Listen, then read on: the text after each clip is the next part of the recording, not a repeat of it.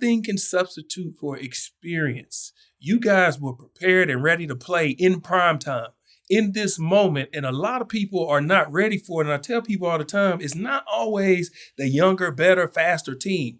A lot of times it's the experienced team. And you, for sure, have been in these moments over and over. You're two-time Super Bowl champ. So you know what it's like to play on Thanksgiving, to play on these holidays, to play on these random days, to play when everybody's watching, and to be able to perform at a high level. You are used to that. Lamar has done it. Derrick Henry has done it. Harbaugh has done it. I mean, he won a Super Bowl, so he knows how to coach guys to be ready for these moments. And you just seen with Houston, the youth, the lack of experience, and you just seen them get flustered, man. And I think they're going through a lot over there, and it's understandable. It's understandable. CJ's working through his second year. The sophomore slump is on his back right now, but he's working through it. You lose a guy like Tank Dell. People don't understand, man, how they can weigh on the locker room. And, but I'm talking about like recently. Yeah, no, like, you're right. That Totally. can weigh on a locker room, especially because you don't get a long break before your next game. So they didn't even get a chance to really process that. And then they have to go play a juggernaut in Baltimore who's playing the level y'all playing at, man. That's just an incredible game to watch. And Lamar, Derrick Henry is a phenomenon, man. Derrick Henry's a phenomenon with the way he's able to move and continue to do this consistently. He's 30 years old. He's the size he is. It'd be different if he was a smaller guy and he was 30 years old. He's 30 years old at the size he is, and he's moving at the same speed, if not faster. He doesn't look I think we got to stop putting limits on players, though. I think we need to stop saying, oh, he's 30 years old. I think with the amount of time and money spent on players' bodies, they definitely can play longer and still perform at a high level, like my personal opinion.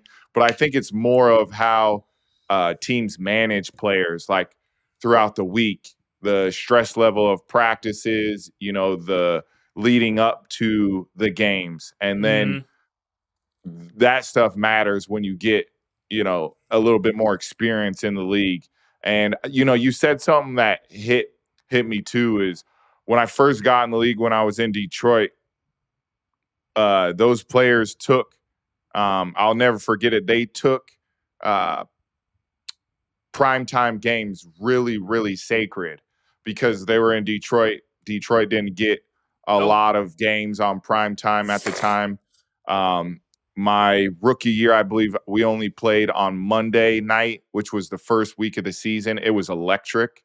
That was one of the best venues that I've been a part of in the NFL. It was Monday night against Eli Manning and the Giants in 2014. It was awesome. Calvin Johnson went crazy. So did Stafford. We ended up winning. Golden Tate did his thing. Dominic Raiola, whose son is now the Nebraska quarterback. He was the starting center. So just the sacredness that they gave primetime is something that I have now taken into my game. And I've been very fortunate, like you said earlier, to play in a lot. I've played in so many, and I'm so grateful for them because, they're special. But the most special part about it is I have a routine, whether it's a 4:25 game, an 8:30 game, anytime, like all those, I'm ready. I have my routine that I've always done, and it's worked, and I've been prepared every time, during those primetime games. Haven't played perfect in all of them, but I know when the lights are turned brightest, that's when you got to shine. So, we were ready for that moment. It was awesome to have a team win like that after a game, and then to be able to celebrate Christmas with my family, be able to go home with my family for the weekend and have a mini bye. It was awesome. Yeah, and you said something right there, and I got a question. Do guys have younger guys come to you and ask you, hey, how do I prep for a primetime game? Do you change your time? Have you had to give advice? Or is it just kind of people just go through their routine? Or have you had to share knowledge like, hey, or just spoke up, period. Like, hey, fellas, y'all know what we got coming up. This is what we should do. Make sure you're doing this, and this. Has any of that happened? That's a good question. Not as much as you would think.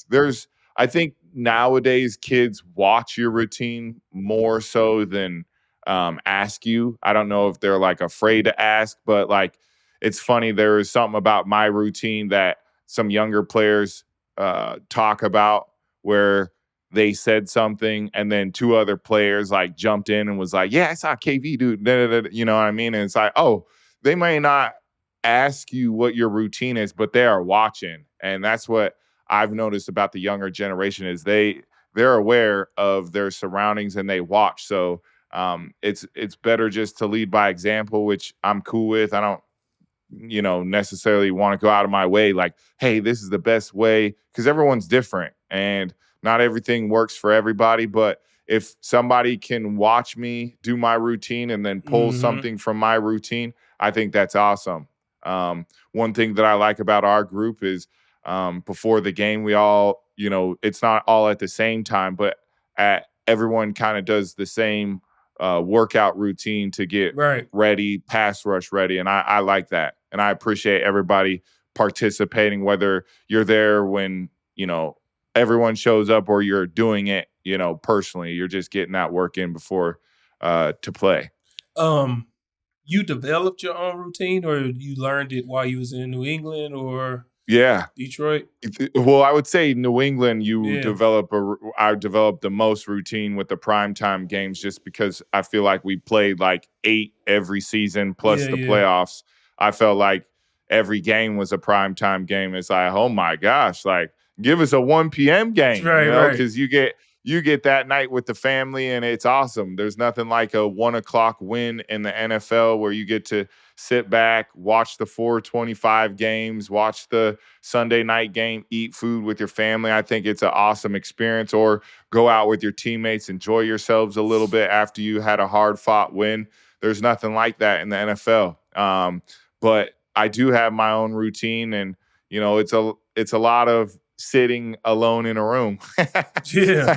Yeah, for just getting sure. the Like I mind know. right, meditate, and all that good stuff. What Yeah, about you? What did you do during primetime games? man, listen. I was one of those cherished primetime game type guys. Like Yeah. everybody got a Thursday night, but Yep. everybody don't get a Sunday night. I play. Yes, this is gonna blow your mind. It won't, I've put because I was in Detroit. It was crazy. I've played in one Sunday night game. One my That's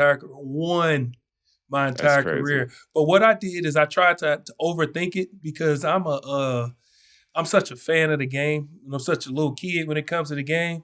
Everything means something to me. So all the things people take for granted, like primetime game, like the Cowboys, I looked at the schedule. I'm like, Thanksgiving, we open on Sunday night and all this and this, and they like looking at me like, bro, this is what we do here. Yeah, Like this is right, welcome. and I'm like, dog, like this is. I'm Yeah. looking at the schedule like They don't ever 4:25. have a 1 o'clock game, right? They only play at 4:20 and beyond. Is that right? No, they play at 12 every now and then. Yeah, Okay. they play it like in they when they play in the Midwest, it's 12 in the East Coast, obviously. But I'm looking at the schedule like 425, 425, prime time, 4. I'm like, dang, So I was one of those guys when I was in Tampa. I cherished them. So one thing I did, uh, Monday nights, I'm either getting a sack or I'm making some type of play because the lights on. So I need people to know, hey, this guy showed up. This guy was here. And for as far as my routine, man, I went into the dungeon.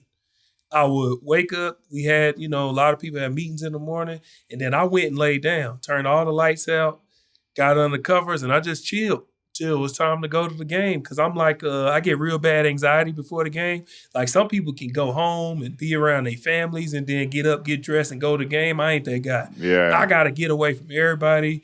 I start prepping for even 1 o'clock games on Thursday night. Friday, I start prepping for these games. I'm like, shoot, forget that.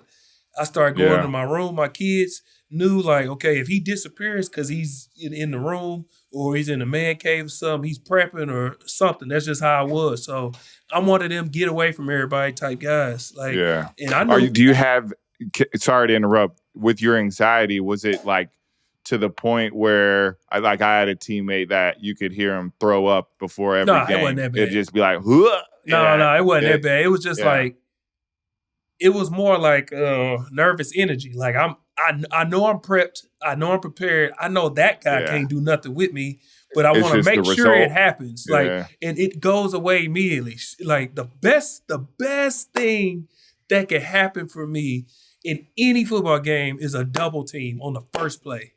The very first play, I need to get double team in the run game. Then boom, and then I'm like, oh yeah, we here now. Let's go. Yeah.